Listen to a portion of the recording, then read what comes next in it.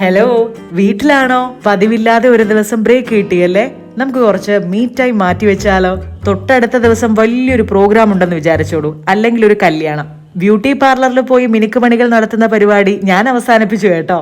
നട്ടപ്ര വെയിലത്ത് പണിയെടുക്കേണ്ടി വന്നാലും നമുക്ക് സൂപ്പർ കൂൾ ആയിരിക്കാം. എങ്ങനെയാണെന്നല്ലേ? ഇതൊരു അടിപൊളി ഹൈലി എഫക്റ്റീവായ ടാൻ റിമൂവൽ പാക്കാണ്. പാടുകൾ മാറാനും സൺ ടാൻ ഓടി പോകാനും ബെസ്റ്റ് ആണ്. എങ്ങനെയാണെന്ന് നോക്കിയാലോ?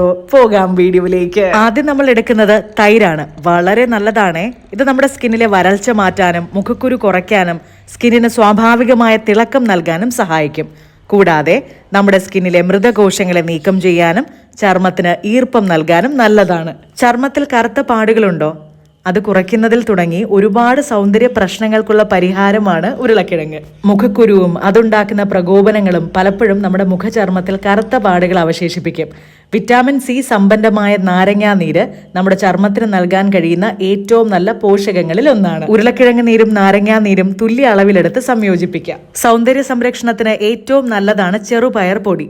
മഞ്ഞൾപ്പൊടി, കടലമാവ് പോലെ തന്നെ വളരെ അധികം നല്ലത്. കാപ്പിക്കുരുവും കാപ്പിപ്പൊടിയും ടാനിങ് കുറയ്ക്കുന്നതിനുള്ള പ്രകൃതിദത്ത പരിഹാരമായി ഉപയോഗിക്കാവുന്നതാണ്. ഇതിലെ anti inflammatory, anti oxidant, anti bacterial ആണ് കറുപ്പകറ്റുന്നതിന് സഹായിക്കുക.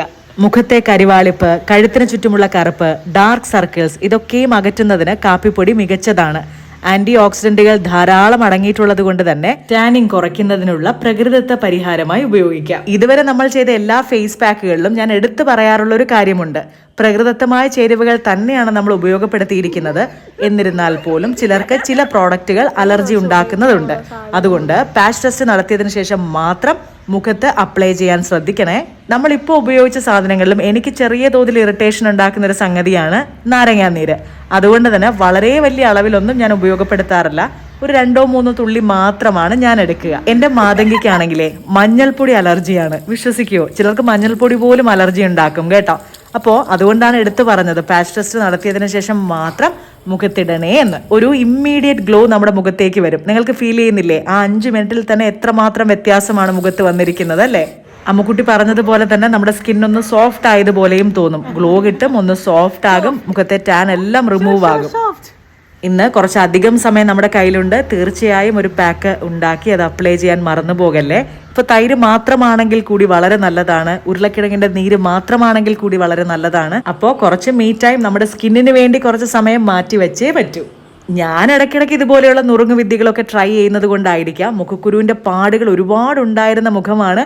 പക്ഷെ അതൊന്നും ഇപ്പോൾ കാണുന്നേ ഇല്ലല്ലോ. ഹെയർ പാക്കുകളാണ് നമ്മളിപ്പോൾ അധികം ട്രൈ ചെയ്യാത്തത് അല്ലേ? തീർച്ചയായും വരുന്ന വീഡിയോസിൽ ഉൾപ്പെടുത്താം. Thank you.